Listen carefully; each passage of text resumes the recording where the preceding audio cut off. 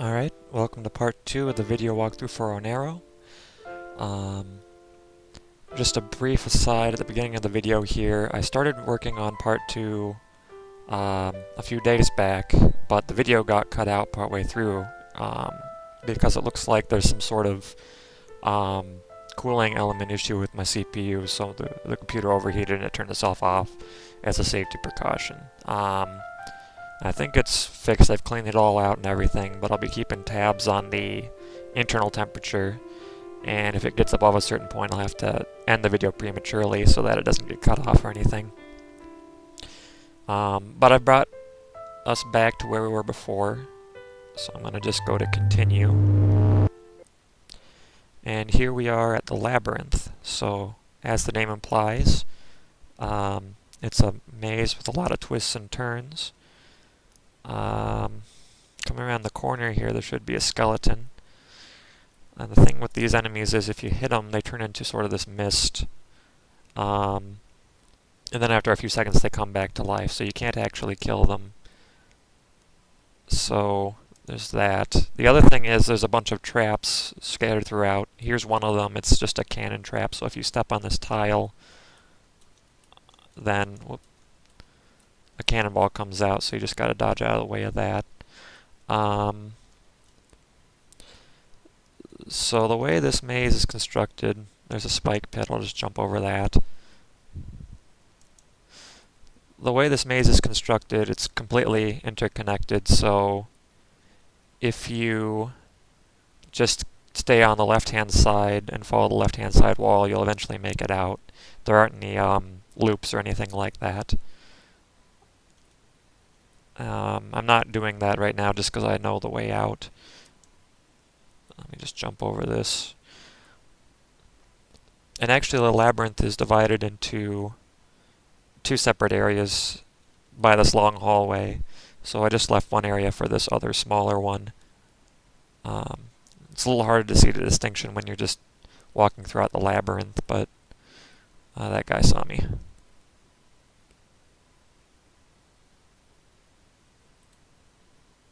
Yeah, he's coming for me. I'm just going to hit him really quick. And that guy didn't see me, but I'm going to just skirt by him. There's some statues littered throughout here. Some Greek statuary. Okay, so before I go in here, this is the boss room. And the boss for this level is Medusa, so if she sees you and you look at her, you'll turn into stone and you'll die. There's two ways around this. One is to use an item found in the labyrinth against her, which we didn't pick up, so we'll do the alternate way to do it, and that's to use this light switch to turn off the lights. That way you can't look at her directly. Like, you can look at her directly, but you can't see her, so it doesn't affect you. For this fight, how it works is she'll basically try to scoot away and shoot snakes at you. So the best strategy is to sort of pin her against the wall and hit her with a sword. I don't think you can hit this. Maybe you can't hit the snakes. You don't have to defeat the snakes, I just don't like them. And then you get her ritual here. The door behind you closes and the door in front of you is closed, but if you back away it opens up. If you walk forward it closes again. So you have to use a ritual power. The world. And it's called the world, and it stops time, so you can just scoot by before that closes. If I had left the snakes alive and stopped time, they would have stopped moving. It pretty much keeps everything from moving except for the player, so that's how that works.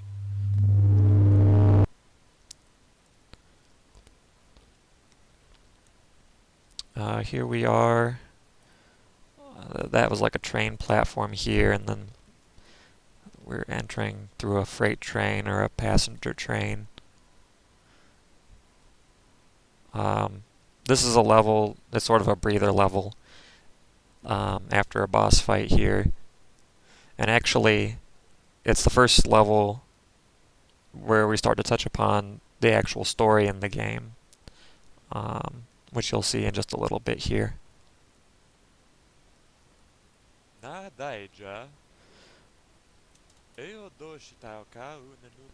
So this guy's talking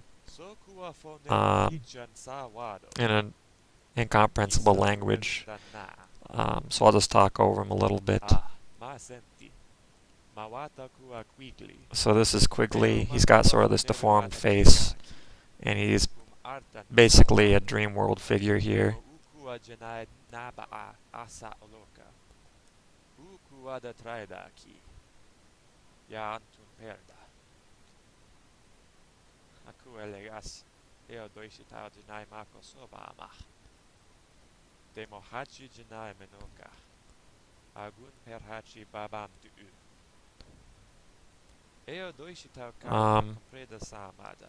It's probably pretty obvious, but I've done all the voice acting for this character and the other characters in this game. And the language he's speaking is just sort of a mishmash of sort of Latin-based languages, Swahili and Japanese sort of mixed together. It looks like that subtitle got cut off a little bit. Normally this isn't meant to be played in windowed mode, but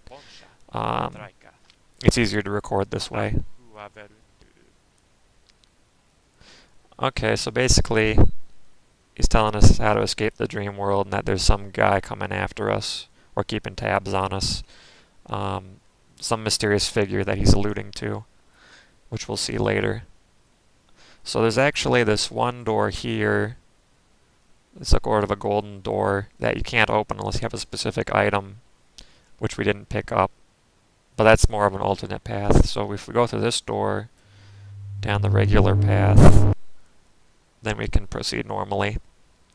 So I think this is the graveyard level. You don't see the graveyard. Oh, here it is. The graveyard's separated into two sections, and we don't see the other section right now. But the puzzle in the other section is we need to collect these 5 roses. So here's one on top of the train. Now if I walk through here, zombies start coming up. And they take a couple of hits to fight. So actually, what I'll do is I'll get on top of the gravestone, and then I'll just jump across.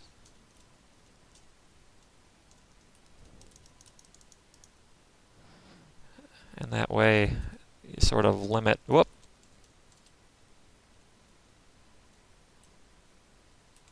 Okay, well, I'll just run across here then. Energize. I don't know what that guy's doing. Uh-oh.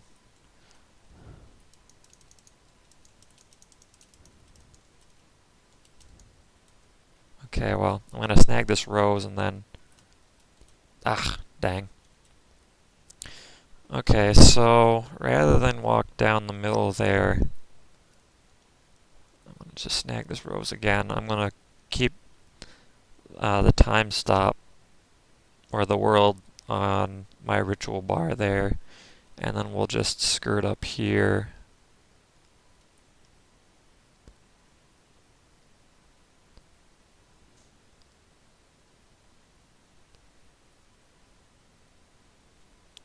And then we'll just grab this flower.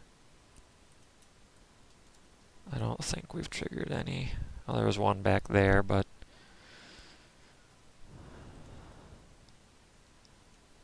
he's stuck behind a gravestone.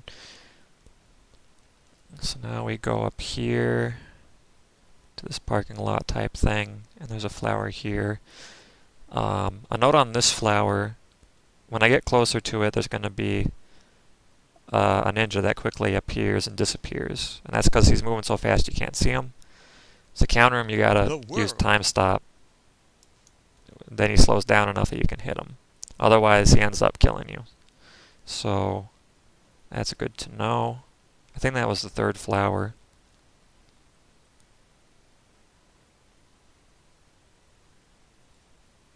Here we have sort of a playground type area. And so sun behind the swing set here is the rose. And then we come up on the final area here. There's this church building. And there's the fifth flower in front of the church door there. And then here's the secondary graveyard. So the church is shut, the door is shut, but to open it you can just place a flower on each of these graves, like so, and then it opens up.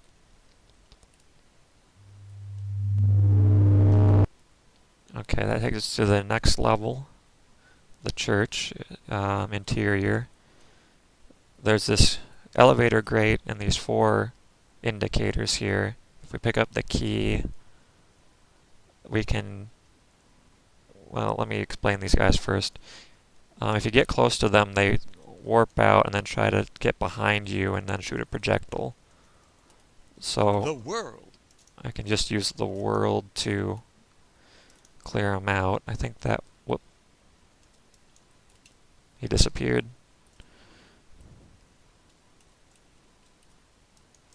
There we are.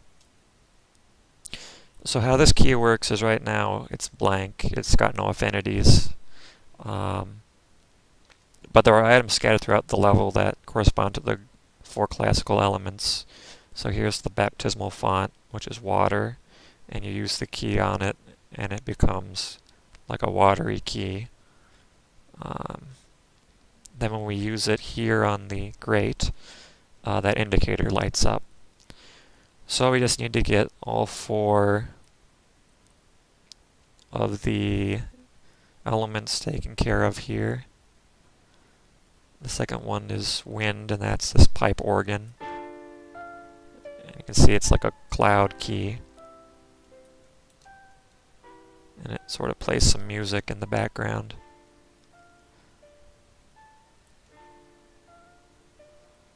Okay, so downstairs here we've got this potted plant, which is the earth aspect here. And I'll just jump up here.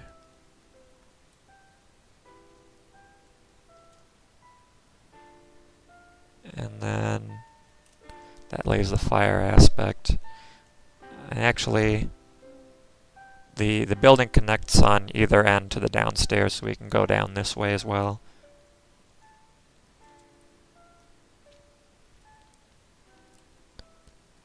So we'll just pop down these stairs.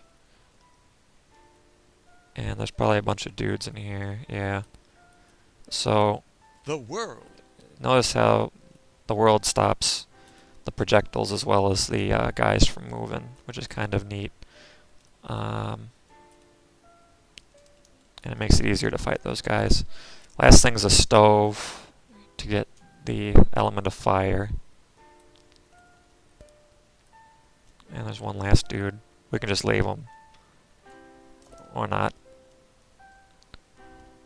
Energize. We'll take the stairs 2 at a time here. And then we'll use the fire key. Like so. Alright, so now we're at the space station level. And how this works is, well, let me back up a little bit here. If you look outside, there's a view of space around there. And there's no gravity in this level, so if you jump all the way to the ceiling. And if you jump again, you'll push yourself toward the floor. So you can just sort of go up and down like that. Energize. So it's connected sort of at right angles to itself, the various corridors. Let's activate this Oi, oi. speaker. Ama quigley. And it's squiggly. Aleja with some more exposition. Iba qua veru quomo siu cua deca ontos a urs, za verda cua ca u cua proxa And this udaridari no door is vebo. locked. Ya kisa sa cua I think nanglu it opens ya up ye once he's yuam done talking. nuialo. E omnenos ima quomo pebo cua traida ona sawado. Ha'a cua sistemu daka duraga uon. Oneiro. So cua wata. Ya so cua Oh, dola that's the seya entrance. doistao. Demo eo tu soten vom firo. Casa oneru sistemu. Cua genai suponga cua trampa. Ha'a cambi ac akuma. Quomo sa. Ya nu canta. Eo canunun jamas sa earok. Ona zaneru ladan zasugak. Demu naga un kega entreprem. Oh, okay, yeah, we need the key from down here. Ualezaleonasaurus. And we gotta talk to him. We got to do Savio both. onto nua cua aeroreima. Onza pezzo inza welsam nuers. Zeer snow tarningubak. Okay, so after that, we come down here into this sort of sleeping chamber thing. There's a dude in this chamber, and if you try to do the take action on him, you get the key card. And now with the key card and having triggered the event with Quigley, we can go on our way here.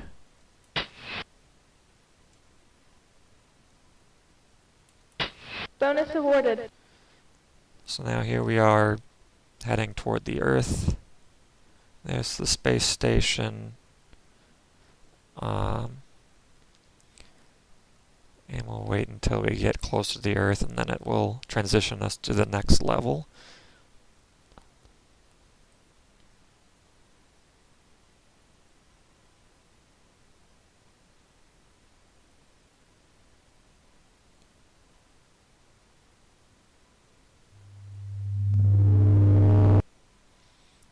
Okay, so we've landed here somewhere in Antarctica, and we can see in the distance there's all these telephone poles. So if we use those as markers, then we can get through just fine. Our destination is on the other side of the map. Oh, and there are skeletons. They just die in one hit, but they rise up out of the ground. So you gotta keep an eye out for them. Sometimes they sort of appear behind you.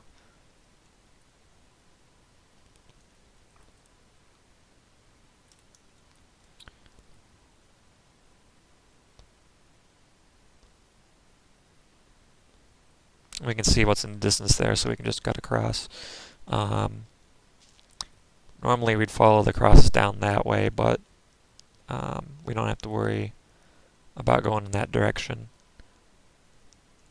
No more skeletons. Energize. Might as well speed it up a little bit.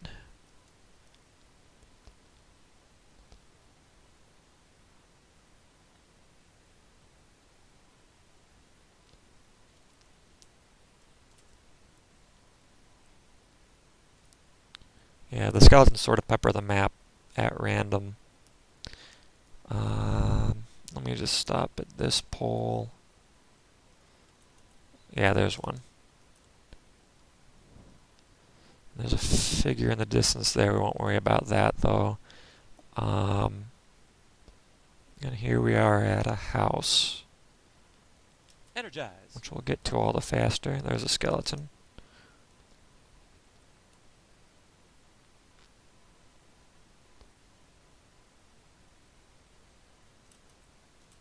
There's another skeleton. We didn't really have to kill that one. I just don't like skeletons very much. So let's open the door here. Here we are. Okay, so here we are in the house. Modeled after an actual house in Moline, Illinois. And it's filled with some amenities. Couches and televisions and such. Um, there is no exit to this level.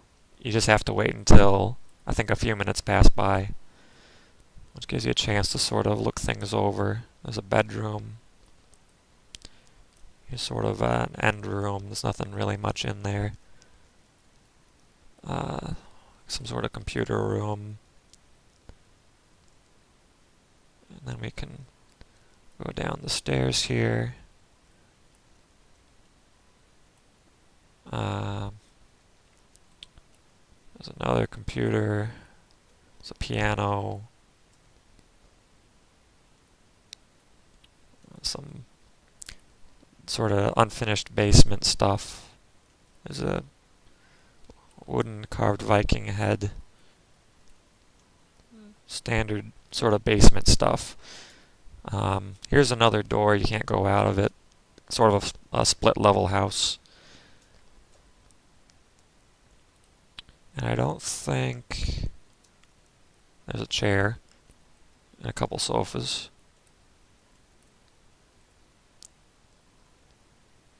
I don't think there's any way to make the timer go by any faster, but I think it was something like, there we go.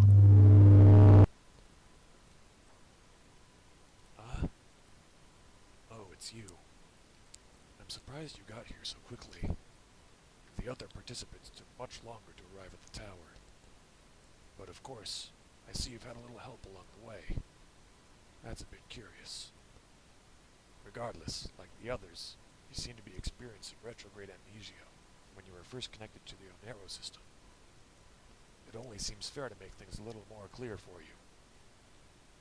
Oneiro is a psychoanalytical tool, which allows the user to experience a dream for a prolonged period of time, while maintaining awareness of the dream state. You might be familiar with the concept of lucid dreaming, where the dreamer is aware that he or she is in a dream, and thus is not bound to their own internal rules. But not even people who are adept at becoming lucid in their dream world can maintain this state for much more than an hour at the furthest extreme. With Oneiro, a person can explore his or her dreams without shattering the dream state, regardless of the state of their awareness. Originally, the intent of Oneiro was to allow researchers to survey a patient's mental landscape and communicate with them regarding the contents of their dreams. The psychological benefits of such a system go without saying, but I made it better. I modified it so that the system can network between multiple users to provide a shared dreamscape. Right now, you are inside my dream. The rest of the participants were disappointing, to say the least. Half of them didn't even make it this far. Being tethered to another mind like this, they were unable to maintain their ego as they drifted further into my dream. A few of them lost cognitive function just from being hooked into the system after my modifications. But even with that, you have to understand that they chose to participate in this study, knowing there would be risks involved. Even the original Oneiro system was not perfectly safe. More importantly, although you may not recall it exactly, you chose to participate in this experience as well. You'll have to take my word for it until you can realize it for yourself. In any case, I'll leave you to take on the tower for now. See you around. Okay, so there was a bit of an info dump from the antagonist, Dr. Roberts. And this is the tower. I think we might cut it off for now today, since the next section is sort of the tail end of the game, and it's kind of long, so we've already put in a decent amount of time yet. So yeah, thanks for watching, and stay tuned for part 3.